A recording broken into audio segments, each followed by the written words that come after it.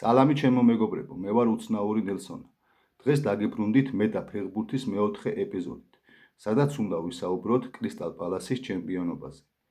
პირველ რიგში მოგილოცავთ ყველა კრისტალ პალასის გულშემატკივრებს თქვენი საყვარელი კლუბის გამარჯვებას. არ ვიცი თუ ვინმე ხართ საქართველოში ის მცირე აუდიტორია, ის მცირე რაოდენობა ხალხის და თუ ვინმე ბალეში გქონთ კრისტალ პალას, გილოცავთ ყველას პირველი ევროტურნირის ტიტულს. დავიწყოთ საუბარი იმით, რომ კრისტალ პალასი და რაიო ვალეკანო წელს იყვნენ კონფერენს ლიგაზე ორივე დებიუტანტები. რაც ეს ტურნირი დაარსდა კონფერენს ლიგა 2021 წელს, იქიდან მოყოლებული წლევანდელ სეზონში პირველად მიიღეს მონაწილეობა და მოახერხეს ისე, რომ ორივე გუნდი პირველივე სადებიუტო სეზონში გავიდა ფინალში. და აგერ კრისტალ პალასმა, როგორც სავარაუდო იყო და ფინალში ფავორიტებიც იყვნენ, თავიანთი პირველი ევროპული ტიტული მოიგეს. კრისტალ პალას 2026 წლამდე არასდროს არ ქონდა ევროტურნირი მოგებული. არც ჩემპიონთა ლიგა, არც ძველი უეფა-ს თასი, არც ევროპა ლიგა. ეს არის მათი საკლუბო ფეხბურთის ისტორიაში პირველი ევროპული ტიტული. და ეს თამაში მოიგეს ანგარიშით 1-0 მეორე ტაიმის 51 წუთზე მატეტას მიერ ერთადერთი გატანილი გოლით. რაც შეეხება ზოგადად კრისტალ პალასზე რო ვილაპარაკოთ ორი სიტყვით, კრისტალ პალასმა საინტერესოდ აღსანიშნი ის არის, რომ წლევანდელი სეზონი ინგლისის პრემიერ ლიგაში მათ დაამთავრეს მე-15 ადგილზე და ამ კონფერენს ლიგის ტურნირის მოგებით ისინი მომავალ სეზონს ითამაშებენ ევროპა ლიგაზე. ჩემპიონატში გავიდნენ მე-15 ადგილზე, გასავართ ზონასთან ახლოს არიან და მომავალ წელს ითამაშებენ ევროპა ლიგის პირდაპირ ჯგუფურ ბადეში. ეხლა რაც შეეხება კრისტალ პალასის ბოლო 2 წლის ისტორიას. კრისტალ პალასმა თავის საკლუბო ფეხბურთის ისტორიაში მათთვის ყველაზე, ესე ვთქვათ, ოქროს ხანა უდგას ბოლო 2 სეზონი არის. ბოლო 2 სეზონში მათ უკვე მოიგეს მესამე ტიტული. პირველი ტიტული კრისტალ პალასმა, აი დიდი ტიტული, რასაც ქვია, მოიგო შარშან. FA Cup-ის ფინალში მათ დაამარცხეს Manchester City ანგარიშით 1-0 და FA Cup-ი მოიგეს თავიანთი საკლუბო ფეხბურთის ისტორიაში პირველად. რაც შეეხება ამ წლის დასაწყისში, აგვისტოში, მათ მოიგეს Community Shield-ის პირველი ტიტულიც და Community Shield-ის ფინალში მათ დაამარცხეს ლივერპული. ძირითადი დრო დამთავრდა ამ ორ გუნდს შორის 2-2 და კრისტალ პალასმა პენალტების სერიით დაამარცხა 3-2 ლივერპული. და ეს იყო მათი მეორე დიდი, ესე ვთქვათ, ტიტული.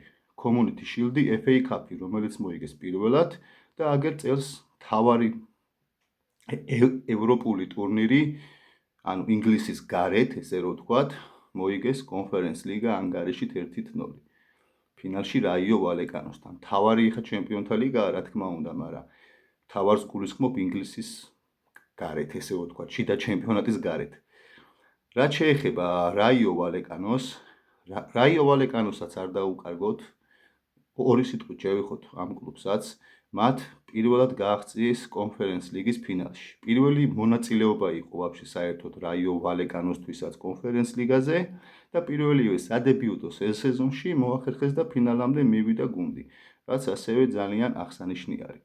რაც შეეხება ეხა ოლივერ გლასნერსაც რო შევეხოთ ორი სიტყვით, ოლივერ გლასნერი კრისტალ პალასის საკლუბო ფეხბურთის ისტორიაში როგორც მწვრთნელი ჩაიწერება დიდი ოქროს ასუებით და ჩვეულებრივ ლეგენდად იქცევა ამ კლუბის, რადგან ოლივერ გლასნერი არის ის ერთადერთი მწვრთნელი კრისტალ პალასის ფეხბურთის ისტორიაში, რომელმაც ბოლო 2 სეზონში 3 დიდი ტიტული მოაგებინა. ეს არის კიდევ ერთხელ ვიტყვი FA Cup-ი შარშან, წლის დასაწყისში Community Shield-ი და აგერ გუშინ ევროპა ლიგა. მაპატიეთ კონფერენს ლიგა. ასე რომ ოლივერ გლასნერმაც დაანონსა ის, რომ ამ წლის სეზონის დამთავრების მერე წავა კლუბიდან, ანუ რაც იმას ნიშნავს, რომ ახალ სეზონს ოლივერ გლასნერი აღარ უხელმძღვანელებს კრისტალ პალასს, მაგრამ ოლივერ გლასნერი კრისტალ პალასის გულშემატკივრების და ამ კლუბის ისტორიაში დარჩება დიდი ოქროს ასუებით.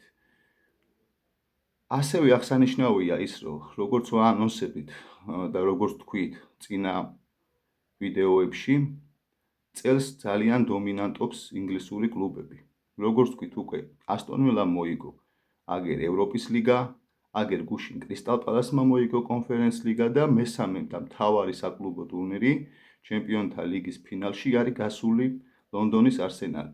ნახოთ რა სიზავს 30-ში ლონდონის არსენალი პარი სენ-ჟერმენთან თუ მოახერხეს და ლონდონის არსენალმაც მოიგო ეს თამაში, ეს იქნება არსენალის ასევე პირველი ტიტული ჩემპიონთა ლიგის და ზოგადად სამივე ევროტურნირის ფინალის მოიგებენ ინგლისური გუნდები.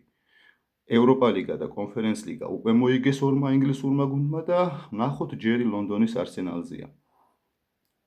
მოკლედ, სულ ეს იყო ჩემო მეგობრებო, კიდევ და კიდევ მოგილოცავთ კრისტალ პალასის ყველა გულშემატკივრებს საქართველოში თქვენი საყვარელი კლუბის გამარჯვებას და ჩვენ შევხვდებით შემდეგ ვიდეოებზე ჩემპიონთა ლიგის ფინალის შემდგომ. კარგად ბრძანდებოდეთ, გისურვებთ წარმატებებს და ყველაფერს საუკეთესოს ცხოვრებაში.